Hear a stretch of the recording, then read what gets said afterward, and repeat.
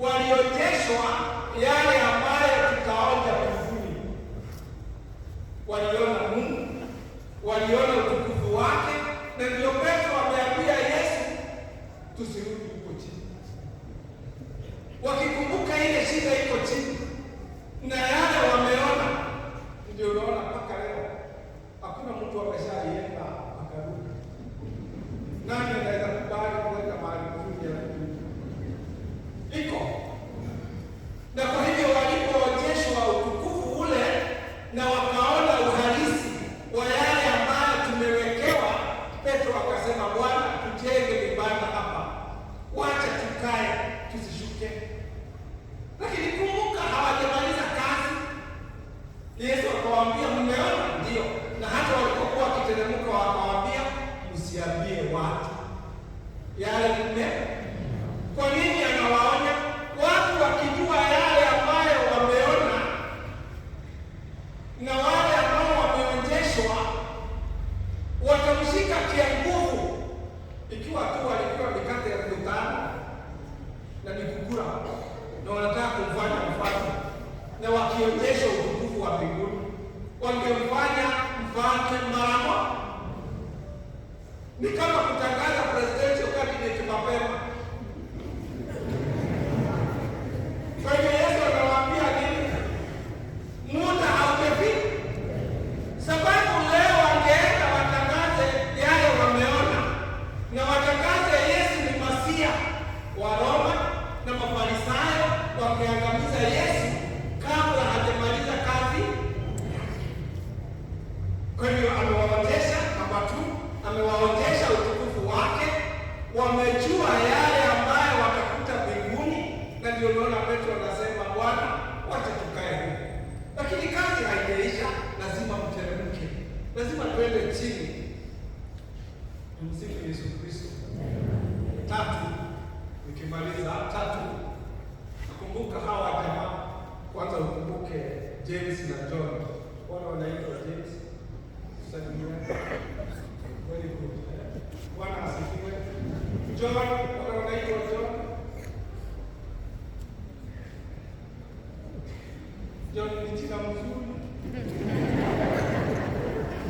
John. Very good. Yeah. Kumbuka John ndiye peke yake alikufa a natural death among the apostles. Hakuna mitume wengine wote waliuawa. John peke yake alizeeka. Unajua walijaribu kumuua kwa kumrusha kwa mafuta ya chips. John alirushwa kwa mafuta ya chips karibu mara 3, akirushwa na ruka kama chuma. Anarushwa anaruka. Anarushwa alafu akasema huyu mtu achana na. Alafu akapelekwa kwa wale kuchimba mawe. Akachimba huko mpaka uzee, akakufia. Hawa wengine wote mitume walikufa mashahidi. Kumbuka akina James na John, they were brothers, ndio? Hawa ndio wanaenda kuambia Yesu, tunataka baba. Tunataka nini? Na hata injili nyingine, sababu ya aibu ya hiyo maneno, watu wamekaa na Yesu, wamefundishwa kelele, na badala wafuate na watafute vile wataenda kufundisha katekisimu, wanatafuta injili nyingine inasema ni mama alienda kuwaombea. Basi kufunika aibu. Mama na sasa, mama wetu unaumu, mama anapenda watoto na anafikiria mambo mazuri juu ya watoto.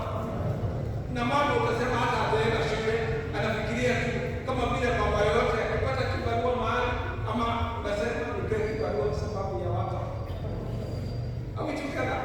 Lakini James na John roho zao zinatafuta madaraka. Hawa watu watabadilishwa kwa njia gani? Ndio Yesu amewachagua, amewapandisha kwa mlima ili waweze kujua na waweze kugeuza mawazo yao, waache kufikiria tu ya dunia. Na watafaidika kivipi? Mbali sasa aanze kugeuza mawazo yao na mioyo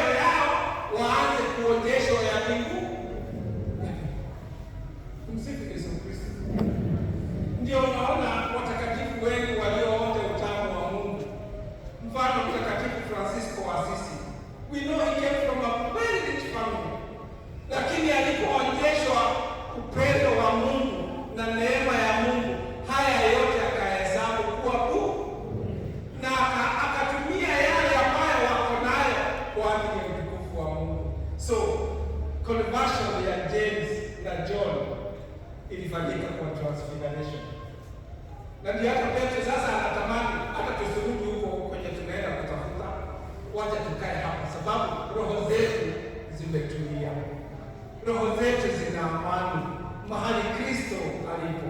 Kwa hivyo alienda nao na ni sisi ndio tumeenda, ili tukienda mawazo yetu na roho zetu zianze kutamani yaliyo juu. Tafuteni kwanza ufalme wa Mungu na haya mengine sio tukaambiwa na neno. Na kwa hivyo ameenda nao ili aweze kutuliza their ambition, their desire, so that they may desire heavenly riches. Tumsifu Yesu Kristo.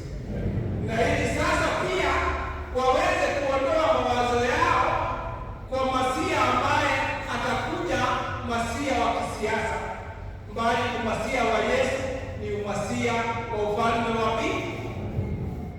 Namba 4 nikimaliza, ameenda nao ili awatayarishe, sababu wote isipokuwa John tunajua all the other disciples they were already presented in hawa, lakini mitume wote na wote wanaofuata Kristo hakuna mtu hana msalaba. Na ndio Yesu alituambia, unataka kuwa wangu, chukua msalaba unifuate. Kwa hiyo kuwapeleka kwa huu mlima ambao ndio mwanzo wa safari ya mateso, kifo, lakini ushindi, ufufuko, ni matayarisho ya kuwaweka nguvu katika maisha yao yajayo ya mateso. God is good. Na ndio maana tunasema jangwa ni skuli ya Mungu. Na saa zingine Mungu anatupitishia kwa mambo magumu akitutayarisha. Na nyakati ambazo tunapitia magumu, saa zingine ni skuli ya Mungu. God is good. Na kwa hivyo mitume wote, ndio maana Petro wakati wake